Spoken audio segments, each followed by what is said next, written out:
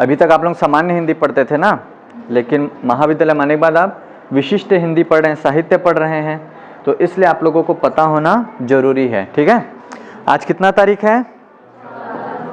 14। ठीक है, 14 सितंबर है आज, और 14 सितंबर 1949। कब? 14 सितंबर 1949।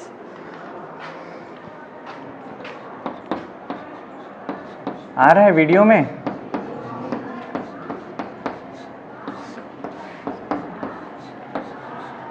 मतलब आज ही के दिन 14 सितंबर 1949 को हिंदी को भारत की राजभाषा घोषित किया गया था। क्या घोषित किया गया था? देखो, मैंने अभी कहा राजभाषा, कुछ लोग कह रहे राज्य भाषा। मैंने क्या कहा है? हिंदी को भारत की राजभाषा घोषित किया गया।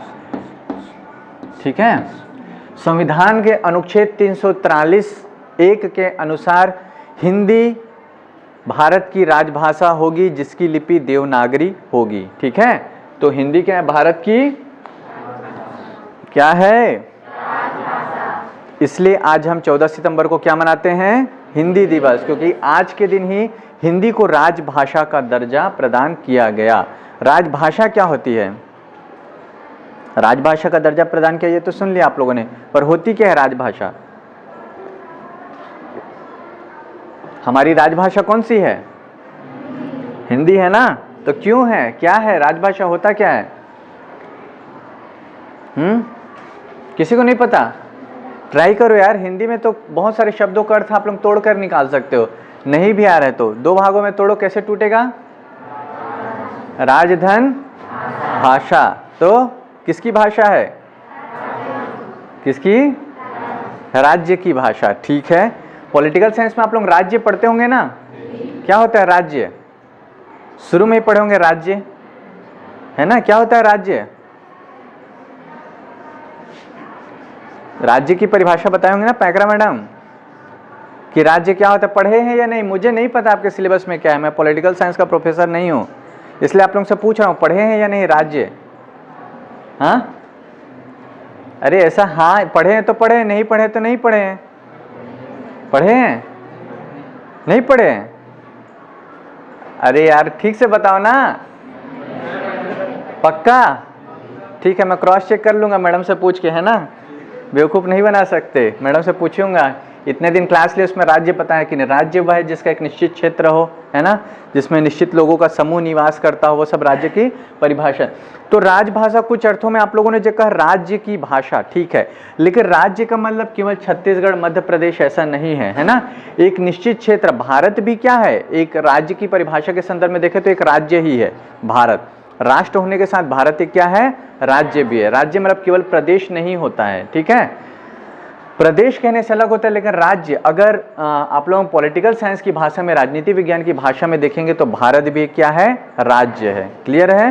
तो राज्य की भाषा, राज मतलब जो शासन करता है, राज्य की भाषा, राज मतलब की शासन, सत्ता, सरकार की भाषा, तो वह भाषा जो भारत सरकार के सभी क्रियाकलापों में प्रयोग में लाई जाती है, वह भाषा क्या कहलाती है? राजभाषा। समझ में आ रहा है? आपको छत्तीसगढ़ी आती है, लेकिन जब महाविद्यालय में आप पत्र लिखेंगे तो कौन सी भाषा में लिखेंगे? हिंदी में, है ना? कहीं कलेक्टर ऑफिस में आवेदन देने जाएंगे, कौन सी भाषा में देंगे? तो वह भाषा जो शासन की भाषा है, जिसका उपयोग शासन के विविध क्रियाकलापों में होता है, वह क्या कहलाती है? राजभाषा। शासन के कामकाज की भाषा, अदालत की भाषा, महाविद्यालय की भाषा, तहसील ऑफिस की भाषा, बीओ ऑफिस की भाषा, सबकी भाषा क्या है? हिंदी है। क्लियर है?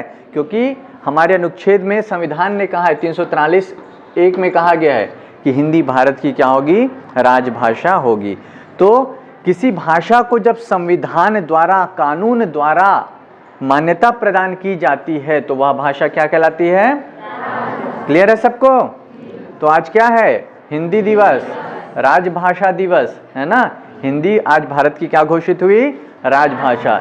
इसीलिए 14 सितंबर को हम लोग क्या मनाते हैं? हिंदी दिवस। क्लियर है सबको? चलिए ठीक है।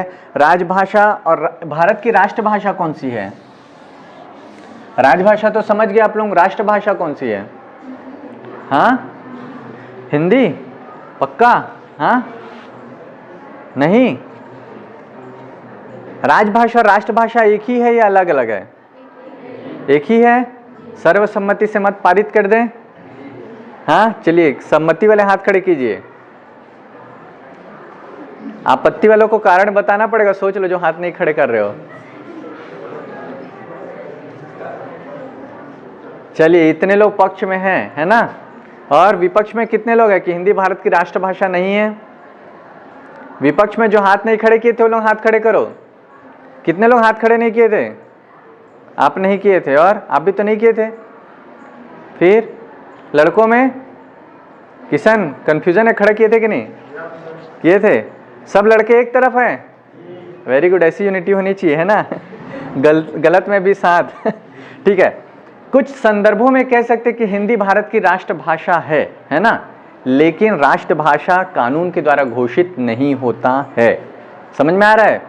तो आप लड़ नहीं सकते कि हिंदी भारत की राष्ट्रभाषा है। राजभाषा में लड़ाई कर सकते हैं क्योंकि उसको कानून की मान्यता प्राप्त है। किसी अदालत में, किसी शासकीय संस्थान में यदि हिंदी में आपका पत्र स्वीकार नहीं किया गया, आप आपत्ति जता सकते हैं कि मैं भारत का नागरिक होने के नाते भारत की राजभाषा में पत्र दिया, आपको स्वीकार करना होगा क्योंकि इसको कानून द्वारा मान्यता प्राप्त है। लेकिन किसी व्यक्ति को 2 थप्पड़ नहीं मार सकते, मैं हिंदी में बात कर रहा हूं तो भी हिंदी में बात कर, राष्ट्रभाषा है। नहीं, राष्ट्रभाषा एक भावनात्मक दर्जा है। जैसे कि गांव का जो सरपंच होता है उसको आप चुनते हैं या नहीं चुनते हैं? चुनते हैं। उसको कानून द्वारा मान्यता प्राप्त है। जो भी काम करता है, गांव के लिए खरीदारी करता है, क्यों करता है? क्योंकि कानून ने उसको क्या किया है? मान्यता प्रदान की कि सरपंच के ये अधिकार होंगे, गांव में ये टैक्स लगा सकता है, गांव में ये काम करवा सकता है, उसको अधिकार प्राप्त है। ठीक है। घर का जो मुखिया होता है उसको आप चुनते हैं कि घर में दादा दादी के बीच चुनाव होगा, किसकी बात मानी जाएगी? दादा दादी नहीं है तो पापा मम्मी में चुनाव होगा, जिसको सबसे ज्यादा वोट मिलेगा वही घर के निर्णय लेगा। चुनाव होता है? नहीं होता ना। आप मान लेते हैं जो बड़ा है, जो समझदार है, उसको घर के मुखिया का दर्जा क्या होता है? स्वतः ही प्राप्त हो जाता है ना। तो राजभाषा सरपंच है जिसको हमने चुना है। समझ में आ रहा है? संविधान सभा में प्रॉपर वोटिंग हुई है, पक्ष विपक्ष में मत पड़े हैं कि कौन सी भाषा होनी चाहिए, दलीलें बहसें हुई है, उसके बाद यह बहुमत से निर्णय लिया गया कि हिंदी भारत की राजभाषा होगी। लेकिन राष्ट्रभाषा, भाई तुमको पसंद है तो बोलो हिंदी, नहीं पसंद है तो मत बोलो, थोपा नहीं गया है। लेकिन वह भाषा, जैसे घर के मुखिया को हम चुन लेते हैं आदर के कारण, उम्र के कारण, है ना, या उनके कामकाज के कारण, समझबूझ के कारण घर के मुखिया को हम क्या करते हैं? मान लेते हैं। उनका वोटिंग चुनाव नहीं होता है। घर में चुनाव होता है क्या? नहीं। हम उसको भावनात्मक रूप से आदर देते हैं। जैसे घर में आपके दादा दादी होंगे तो स्वभावतः घर में सब उनकी बात को कोई नहीं काटता होगा। ऐसे ही राष्ट्रभाषा क्या है? वह भाषा जिसको देश की बहुसंख्यक आबादी, बहुसंख्यक मतलब ज्यादा से ज्यादा लोग आपस में बातचीत करने के लिए, है ना, अंतःक्रिया करने के लिए प्रयोग में लाते हैं। जैसे कि आप दक्षिण भारत जाएंगे, छत्तीसगढ़ के लोगों को उतनी अच्छी अंग्रेजी नहीं आती, आप टूटी फूटी मतलब आप अच्छी हिंदी बोलेंगे, वो फिर भी उसको नहीं ज़्यादा हिंदी आती तो भी आपकी बात को समझ जाएगा।